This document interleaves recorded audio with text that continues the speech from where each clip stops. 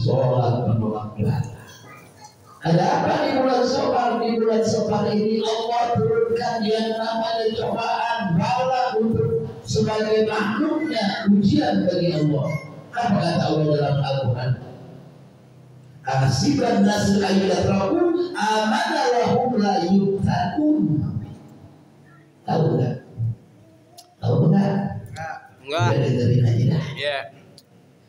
Ketika seorang hamba dia sudah menyatakan kepada Allah, asiban nasu ayyutraku lahum la yuftanun. Ya Allah, sesungguhnya aku adalah makhluk hamba-Mu yang kemudian aku telah beriman kepadamu. Tetapi ketika dia menyatakan dirinya beriman kepada Allah, kemudian keimanannya kira-kira diuji atau dicoba? Diuji apa enggak? Diuji. Allah tidak membiarkan kita begitu saja, maka agar sampai sejauh mana keimanan seseorang hamba kepada Allah, ujian tersebut diberikan dengan tujuannya meningkatkan keimanan kepada Allah. Nah, makanya di bulan Safar ini, ketika di bulan Safar Allah Subhanahu wa Ta'ala akan turunkan yang namanya bala bencana sebanyak 350.000. Dikira banyak, dikira banyak. Kalau duit enak, benar.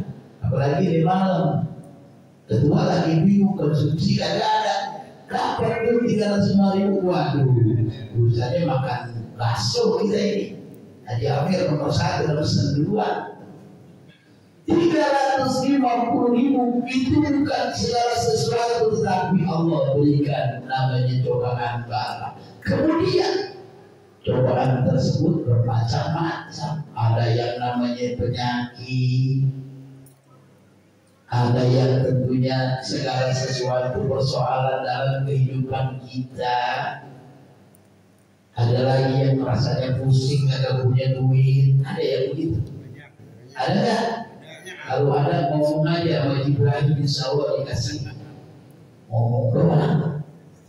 Ini adalah salah satu ujian dari Allah yang diberikan setiap di bulan Safar, akhir daripada bulan Safar.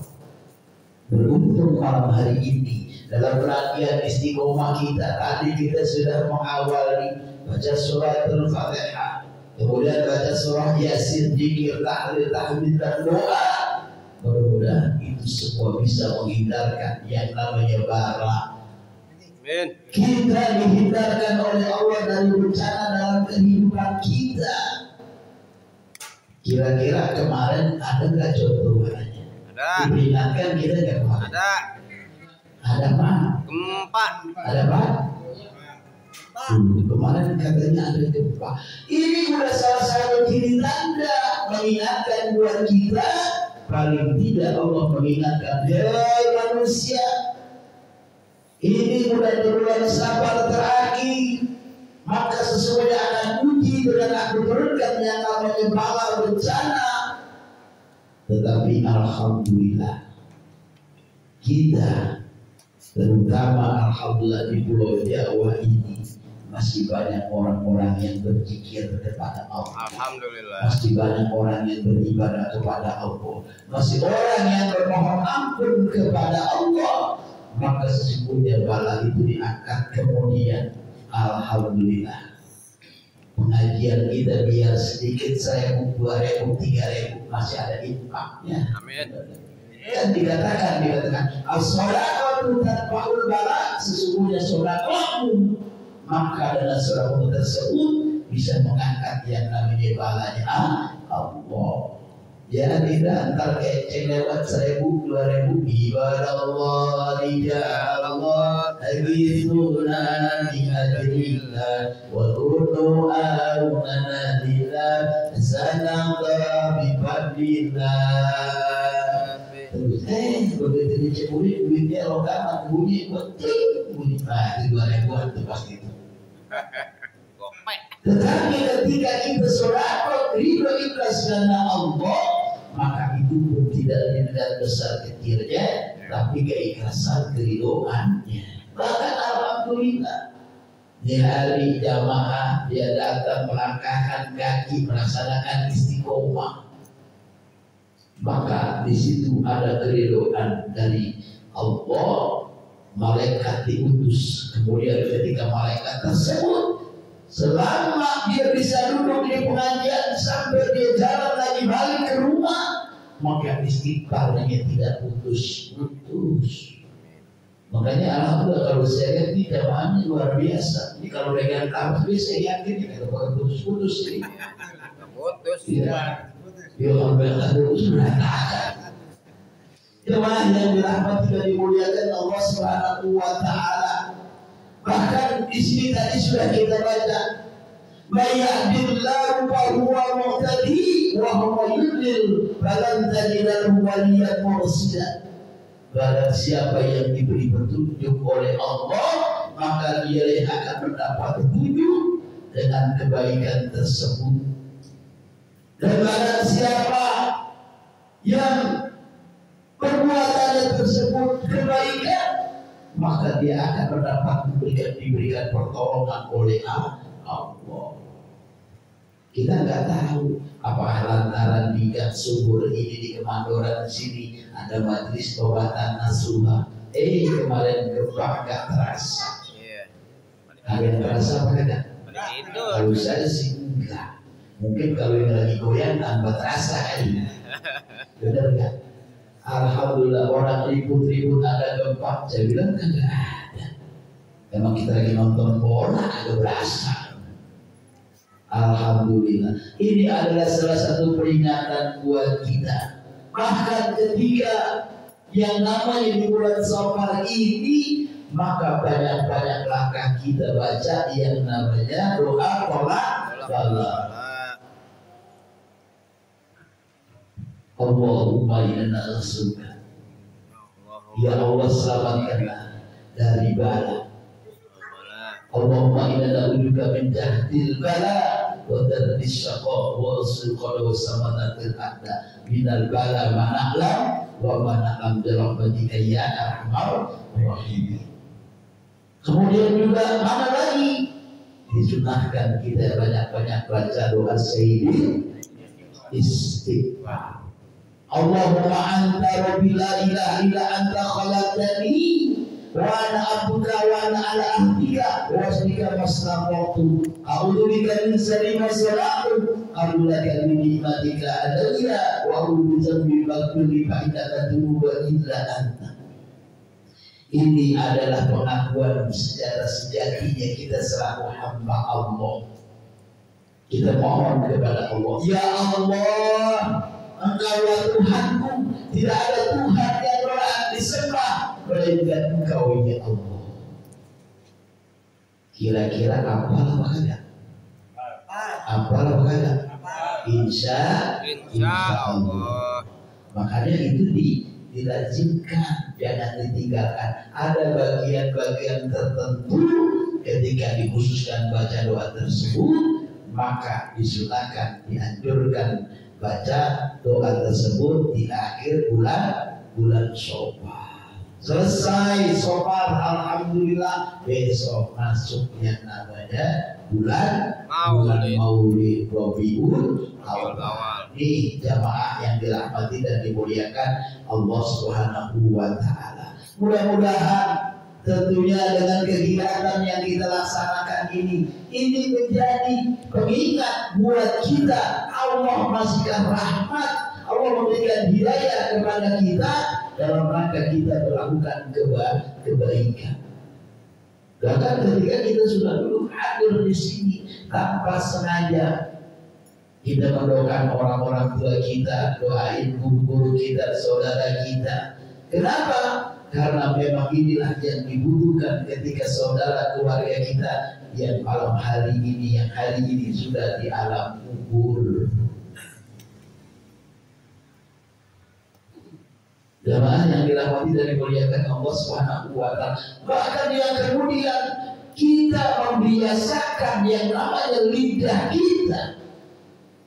Kita membiasakan yang namanya suara kita untuk kita melenturkan lidah kita untuk selalu membaca bertauhid kalimat thayyibah kepada Allah. La ilaha illallah, la ilaha illallah. Kalau sekarang kita masih hidup mah gampang. Kalau kata David ya gancel, ganda merem kalau katanya. Karena memang kita masih di alam dunia. Tetapi ketika kita sudah di alam akhirat, masuk kita ke lubang kubur, ditanya malaikat munkar nakir. Ketika ditanya, man rabbuka, man nabiyuka, man dinuka, man kiblatuka, man ikhwanuka, udah gemetaran. Kenapa? Karena ketika di situ itulah amal ibadah kita yang mendampingi daripada kita di alam kubur. Bahkan kita sering lihat, kita sering menyaksikan bagaimana ketika orang yang sedang sakaratul maut, orang yang sedang najah, kira-kira dituntun apa enggak? Dituntun apa enggak? Jangan dituntun dibangunin, kan dituntun dibangunin lagi. Dituntun cara pembacaannya, la ilaha illallah, pelan-pelan. Kalau begitu nyampe begitu lagi nggak hilang lagi, nggak nyampe lagi habis. Maka pelan-pelan, la ilaha illallah, la ilaha illallah. Udah dua kali ngokok lagi niatin. Ntar minum dulu, ngopi dulu, biar 2 jam baru lagi. Kenapa? Dia sedang susah. Kalau kita mah gampang aja. Bahkan ketika pada saat itu Allah memperlihatkan gambaran apa yang telah diperbuatan dalam hidupnya. Makanya ketika ada kan orang najak di nengok kanan dia oka, di nengok kiri aja. Kenapa nengok kiri ada mus?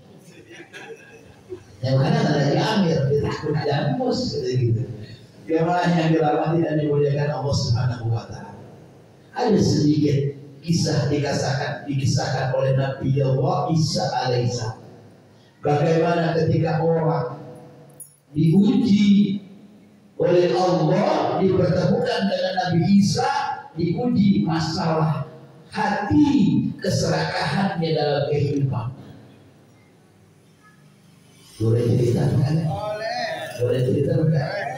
Yang dengerin mana enak, yang cerita capek. Jemaah yang dirahmati dan dimuliakan Allah Subhanahu wa Ta'ala, ada seseorang dia ingin belajar kepada Nabi Allah Isa alaihissalam. Nabi Allah Isa adalah salah satu nabi yang Allah kasih mukjizatnya, dia bisa menghidupkan orang mati. Ketika pada saat itu datanglah seorang kepada Nabi Allah Musa. Hai Tuhan, apakah engkau Musa? Ya, aku adalah Nabi Musa. Aku adalah Nabi dan Rasulnya Allah. Bolehkah aku berguru kepadamu? Baik, silakan. Yang penting asal kau sanggup berguru kepadaku. Insya Allah akan aku bimbing kau menuju jalan kebaikan. Akhirnya ceritanya, awal daripada berguru, datanglah ke suatu tempat. Ketika menuju suatu tempat, dia dengan membawa sepotong roti, makanan satu potong roti dibawa. Kemudian roti tersebut dibelah 3, dibagi 3 bagian, 1 bagian, 2 bagian, dan 1 lagi bagian. Yang 1 bagian dikasih orang tersebut yang ingin menjadi muridnya Nabi Musa alaihissalam. Kemudian yang 1 bagian diambil oleh Nabi Allah Musa alaihissalam. Kemudian yang 1 lagi buat siapakah ini Musa? Nanti Allah yang akan memberitahu siapakah yang tentunya akan dengan makanan ini. Akhirnya ceritanya, diambillah makanan tersebut masing-masing, ditaruh di depan meja. Ketika Nabi Allah Musa tinggal sebentar tempat tersebut, akhirnya roti sepotongnya mulai hilang. Kalau di malam bilang masih ada wabun, masih ada martabat. Akhirnya Nabi Allah Musa tanya, hai Tuhan, manakah roti tadi yang sepotong? Aku tidak tahu ya Nabi Allah Musa. Oh begitu, baik. Kemana kalau tidak tahu Tuhan? Ditanya 3 kali pertanyaan, dia tidak mengaku. Akhirnya apa kata dia? Inilah mulai pelajaran untuk orang tersebut. Apa yang dilakukan oleh Nabi Musa? Akhirnya diajak sama Nabi Allah Musa. Begitu diajak jalan jauh, ketika di suatu tempat Nabi Allah Musa ketemu yang namanya 2 ekor anak kambing domba. Diambillah anak kambing domba tersebut, dipotong, dibakar, akhirnya dimakan. Begitu dipotong, makan sama-sama. Nabi Allah Musa bilang, tanya lagi, hai Tuhan, siapakah yang mengambil tadi 1 potong roti? Aku tidak tahu Nabi Allah Musa. Akhirnya Nabi Allah Musa apa? Sekarang kau saksikan apa yang aku perbuat terhadap kambing domba ini, biiznillah, dengan izin dan kuasanya Allah, maka domba tersebut bisa hidup lagi. Kalau hanya Ibrahim begitu, habis makan kambing, punya hari makan kambing dia bisa. Wah itu makan hidupin lagi, makan lagi, mau berhenti jangan dagang sate kali dia. Ketika dihidupkan kambing tersebut, Nabi Allah Musa tanya sama orang itu. Sekarang aku tanya lagi, siapa yang tadi mengambil 1 potong roti? Tidak tahu ya Nabi Allah Isa. Apa kata Nabi Isa? Baik, kalau engkau memang tidak ini, diajak lagi jalan. Begitu diajak jalan, maka diajak ke suatu tempat, di suatu danau yang amat luas. Apa kata Nabi Musa? Hai Tuhan, apakah kau bisa berjalan di atas air, menyeberangi danau yang akan kita lewati? Aku tidak bisa, Nabi Allah Musa. Karena Nabi Musa dia seorang Nabi dan Rasul, akhirnya dengan izin Allah, mukjizatnya Nabi Allah Isa bisa jalan di atas danau. Orang tersebut menyaksikan. Ketika dia sudah menyaksikan, ditanya lagi sama Nabi Allah Isa alaihissalam, hai Tuhan, apakah engkau tahu siapakah tadi yang ambil sepotong roti tersebut? Masih ada mengaku juga. Emang dasar tukangnya orang. Kalau kata gitu udah tukang mengata, udah gak mengaku kesalahannya. Kemudian dengan 2 kejadian tersebut, Nabi Allah Musa bertanya, apakah yang kau ambil dari 2 kejadian peristiwa ini? Apa katanya? Aku cuma paham engkau seorang Nabi dan Rasul. Apa yang engkau dituduhkan itu adalah mukjizat Allah tunjukkan engkau seorang Nabi dan Rasul. Artinya dia tidak ambil pelajaran bahwa apa yang telah dilakukan itu sesungguhnya Nabi Allah Isa tahu. Tapi Nabi Allah Isa masih menguji bagaimana hati orang tersebut. Akhirnya baik kalau memang begitu, akhirnya diajak jalan ke suatu hutan. Ketika sampai di hutan, kata Nabi Musa, baik mari sama-sama kita kumpulkan gundukan tanah yang tinggi. Akhirnya dikumpulkan, maka jadi gundukan tanah yang tinggi. Ketika jadi gundukan tanah yang tinggi, orang itu bertanya, ya Nabi Allah, untuk apakah gundukan tanah ini? Ini aku akan bermohon kepada Allah, gundukan tanah ini akan aku jadikan emas. Karena Nabi akhirnya gundukan tersebut dijadikan emas. Ketika sudah jadi emas dengan berkilauan yang begitu luar biasa, orang tadi tanya, ya Nabi Allah, untuk apakah emas ini? Ini akan kita bagi 3 bagian. Yang pertama akan aku bagi 1 bagian ini untukku, katanya. Kemudian yang 1 bagian untukmu. Kemudian yang 3 bagian 1 bagian lagi buat siapa? yang sepertiga bagian ini untuk orang yang mengambil roti. Akhirnya dia ngaku, ya Nabi Allah, sesungguhnya akulah yang mengambil roti tadi, yang mengambil sepotong roti tadi. Terus apa katanya? Baik, kalau engkau memang dengan kejujuranmu, kejujuran segala apa yang kau lakukan dalam dirimu, maka kejujuran itu wajib dikasih dengan kebaikan. Dikasih emas yang satu lagi. Kemudian ketika dikasih emas yang satu lagi, Nabi bisa muji lagi, karena engkau jujur, maka aku akan bagi seluruh semuanya untukmu, maka bagianmu aku untuk semua untukmu.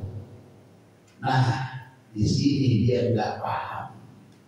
Artinya segala apa keserakahan dalam dirinya, apa yang semua nafsunya dalam dirinya, dia tidak bisa bawa itu semua. Kenapa? Karena ketika itu semua dikasih oleh Nabi Allah Isa alaihissalam, Nabi Allah Isa tinggalkan, maka engkau tidak berhak menjadi muridku. Akhirnya dia bingung. Emas begitu banyak segede gunung, apa dalam pikirannya? Kalau seandainya sepongkak emas aku bawa ke kota, maka ini akan berharga buat kehidupan, maka aku menjadi orang yang kaya. Tapi dia mikir, ini emas segini banyak, orang segini gimana bawanya? Artinya segala apapun yang sudah didapat tidak bermanfaat buat dirinya. Walaupun itu gunung emas, maka itu tidak bermanfaat. Akhirnya dipuji lagi sama Allah. Udah emas, udah banyak, dia bingung. Kalau kita mah kagak, ya enggak. Kita bikin kontrakan aja sini, tanahnya luas. Akhirnya apa? Allah kirim 2 orang penjahat, 2 orang perampok. Maka ketika pada saat itu datang 2 perampok dengan melihat emas tersebut, apa katanya? Hai Tuhan, siapa yang punya emas begini besar? Maka aku akan ambil, aku akan rebut. Sekarang kira-kira kita lagi bingung, yang namanya emas mau diambil orang, kita pertahanan atau enggak? Ya. Kita pertahanan atau enggak? Ya emas kita bingung, karena sayang ini, nggak bakalan lagi. Maka dengan tersebut akhirnya apa? Baik, kalau begitu aku sebenarnya ini emas segini besar, bagaimana caranya? Mari kita gotong bertiga bersama. Tapi ada catatan, emas ini dibagi 3 lagi kayak tadi. 1 bagian untukku dan yang 2 bagian untuk kau bersama teman. Akhirnya begitu bingung, mikirin segala banyak lama, nggak tahunya apa? Namanya manusia punya perlu makan gak hidupnya? Ya. Lapar, akhirnya lagi lapar. Begitu lapar, ketika orang tersebut berkata, walaupun emas segini banyak, kalau kita sudah maklum lah, tidak kita bisa angkat, kita tidak makan, maka kita perlu yang namanya makan. Akhirnya, baik kalau begitu. Engkau yang berdua tunggu yang namanya emas ini, aku akan cari makan. Kemudian ketika orang yang cari makan tersebut, ketika dia cari makan di tempat warung Doni, warung Padang Doni kali, ketika lagi jalan warung Doni berpikir, ini namanya manusia. Aku jarang cari makan. Sekarang kalau seandainya emas aku bagi dia, maka itu akan emasku bagianku kecil. Ketika dalam perjalanan tersebut orang itu berpikir, bagaimana kalau emas itu akan aku bisa miliki semuanya? Bagaimana caranya? Nanti makanan yang akan aku beli akan aku racun. Akhirnya makan itu diracun. Beda lagi yang kedua. Kita capek-capek nungguin emas, nungguin makan, belum datang, perut lapar, panas segala macam, timbul perasaannya. Kalaupun kita emas ini kita bagi orang yang tadi, kita bagi 2, maka bagian kita akan lebih besar juga. Bagaimana caranya? Entar ketika orang yang kita sudah dikasih makan, kita sudah diberi makan, orang itu kita bunuh, bagiannya kita ambil bagi 2. Maka akhirnya dengan rencana kebusukan semuanya, dengan rencana keserakahan semuanya, datang orang yang bawa makanan. Begitu dia datang makanan, kasih makanan, langsung orang itu dibunuh. Begitu dia bunuh, ketika pada saat itu maka tersenyum dalam hati, ada kemenangan. Ini orang boleh bunuh, bagian dia kita bagi dua. Ketika pada saat itu rasa lapar dalam dirinya, akhirnya makanan tadi dimakan dia. Kira-kira makanan tadi berapa? Lanjut. Ketika dimakan gimana? Akhirnya tewas juga mati. Ketika semua itu sudah terjadi, lalu Nabi Isa datang bersama muridnya. Apa dia katanya? Hai murid-murid itu, inilah contoh. Ketika manusia diciptakan oleh Allah, dia tidak yang namanya ketentuan rahmat Allah. Dia hidup dengan secara nafsu dan otak pikirannya. Dia tidak bersandar kepada Allah. Harta yang begitu berharga pun tidak bermanfaat, maka ini bisa membinasakan dirinya. Paham apa enggak? Paham. Paham apa ini? Paham. Ntar kita udah cerita capek-capek, biarin aja di cerita berdua. Jamaah yang dirahmati dan dimuliakan Allah Subhanahu wa Ta'ala. Artinya ini adalah sebagai gambaran buat kita bagaimana ketika kita melaksanakan istiqomah di setiap malam Jumat ini menjadi ladang kebaikan buat kita. Kita telah beristighfar kepada Allah, kita telah berdoa kepada Allah, kita telah bermunajat kepada Allah, kita telah mendoakan ahli keluarga kita, ya insya Allah itu semua menjadi ladang kebaikan di setiap malam Jumat. Amin. Lupa ini udah belajar lama, amin aja udah amin ada di situ. Jemaah yang dirahmati dan dimuliakan Allah Subhanahu wa Ta'ala. Oleh karenanya sekali lagi di akhir bulan Safar ini kita berkumpul di malam hari ini. Sekali lagi mari kita berdoa kepada Allah agar kita selalu dalam lindungan Allah, disehatkan badan kita, kita dimudahkan segala urusan kita, diluaskan rezeki kita, dikuatkan iman dan bisa untuk beribadah kepada Allah. Dan juga kegiatan di sepanjang malam Jumat ini mudah-mudahan menjadi ladang amal ibadah kebaikan buat kita yang akan menjadi bekal ketika hidup kita nanti kita dipanggil oleh Allah Subhanahu wa Ta'ala. Al-Fatihah. أعوذ بالله من الشيطان الرجيم بسم الله الرحمن الرحيم الحمد لله رب العالمين الرحمن الرحيم مالك يوم الدين إياك نعبد وإياك نستعين اهدنا الصراط المستقيم صراط الذين أنعمت عليهم غير المغضوب عليهم ولا الضالين. Baik, mari sama-sama kita baca doa Sayyidil Istighfar. Mudah-mudahan dengan doa tersebut seluruh jamaah yang hadir malam hari ini, seluruh jamaah dalam rangkaian majlis tobatan dan surat, mudah-mudahan selalu dihindarkan oleh Allah dari bala dari bencana dalam kehidupannya. Amin. Dan tentunya juga mudah-mudahan majlis kita yang kita setiap malam Jumat ini disiarkan oleh Allah Subhanahu wa Ta'ala. Astaghfirullahaladzim, astaghfirullahaladzim, astaghfirullahaladzim, lakal hamdu ya mawla ya ma'bud. Allahumma salli wa sallim ala sayyidina Muhammad salatan taqta'u lana biha taysir wa syarri wa tafsir wa taqulu biha waliya wa nasira ya ni'mallah wa ya ni'man nasir bi jahil basri nadir wal qamari mustadir wa ala alihi wa sahbihi wa barik wa sallim. Allahumma sallimna min afati dunya wa azabil اللهم سلمنا من آفات الدنيا وعذاب الآخرة. اللهم سلمنا من آفات الدنيا وعذاب الآخرة.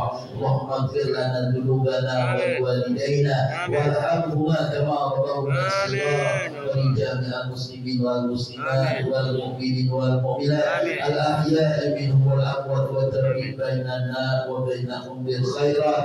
رب اغفر وارحم وأنت خير الراحمين ولا حول ولا قوة إلا بالله العلي العظيم. اللهم أنت ربي لا إله إلا أنت خلقتني وأنا عبدك وأنا على عهدك ووعدك المستطاع أقول لك من شر ما صنعت أقول لك بنعمتك أبوك علي saja. Aku bisa beritahu wa innaka tunubu illa anta wa innahu la yaghfiru dzunuba illa anta wa innahu la yaghfiru illa anta rabbana taqabbal minna innaka antas samiul alim wa tub alaina innaka antat tawwabur rahim wa sallallahu ala sayyidina Muhammadin wa ala alihi wa sahbihi wa barik wa sallim walhamdulillahi rabbil alamin. Baik, mari sama-sama kita sempurnakan semua doanya. Assalamualaikum warahmatullahi wabarakatuh. Waalaikumsalam warahmatullahi wabarakatuh.